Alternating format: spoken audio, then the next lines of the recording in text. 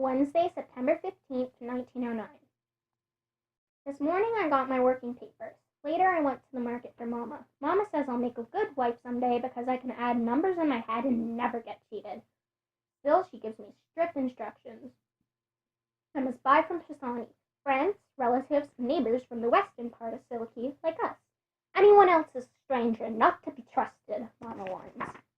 So I always go to Cappuccino's store for loose milk for 6 pence a quart, except when Teresa is sick, when we buy clean milk in a bottle for 8 cents.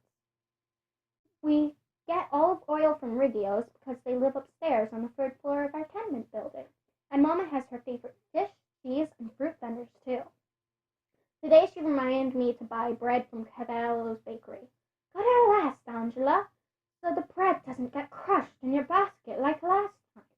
Teresa came along, and Mama's voice followed us as we made our way down the dingy hallway. Now pay attention, Teresa. When Angela's a factory girl, I'll need you to go to the market sometimes by yourself if I'm too busy.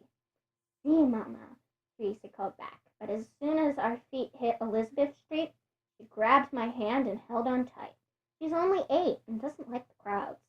The pushcart vendors shouted in our ears, urging us to buy from carts stacked high with glistening fruits and vegetables. People were everywhere, pushing, talking, yelling. Children darted in and out.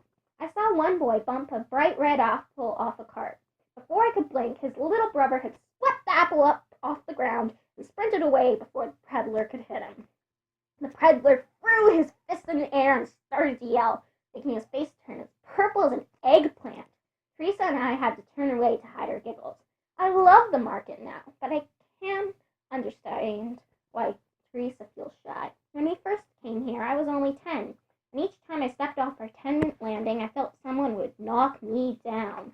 Our village in Siliki was noisy. That's true, but not like this, with people scurrying everywhere like ants and no trees or grass in sight. Teresa was only 4 when we left, so she doesn't remember much. But I do. Back home, our stone house had a loft, 2 rooms with dirt floors. Beyond the edge of town, I could look at the neat rows of grapes and patches of golden reeds. Mama grew flowers in the front in the small cortile, the courtyard we shared with our neighbors. It didn't seem to matter so much that our house was small, because we spent so much time in the cortile. That's where Mama and the other women did their household chores, and where Mama taught Louisa and me to wash clothes, sew, and make macaroni. The cortile made it easy for mothers to keep watch over their little ones. Here, though, mothers are always shouting at their children from the high tenement windows. Still, as Mama reminds us, life was harder back home. Every day since she was as old as I am now, she had to walk down the street well to fetch water.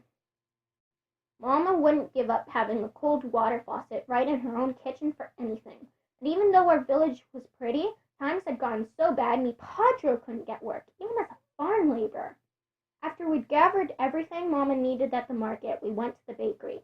Arterio gave me a big smile as we walked in. He's only 15, but his Padre depends on him a lot in their business.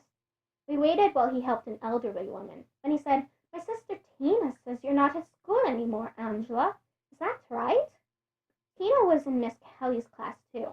I told Arterio my plans. Arterio is easy to talk to, unlike most boys. His eyes are so friendly and warm. Today he even gave us an extra loaf of day-old bread for free. And when we left, he called out a cheery ciao, even though he was already busy with another customer. On the way home, Teresa pulled on my sleeve and teased. "He certainly smiles at you a lot. Is he your boyfriendo?" I shook my head and pinched her arm. "Teresa, you're becoming too American. Mama will help us find husbands someday. You know that. Besides, Arterio smiles at everyone." But later, as I ate Arterio's bread, I couldn't help smiling myself. Before bed, Louisa got home from the factory late tonight. She was so tired she barely touched her macaroni before her head started to nod. Her food didn't go to waste, though. Vito grabbed her plate and ate the rest. At 13, he's growing so fast he can eat a mountain of macaroni every day. Soon I'll be working long hours, too.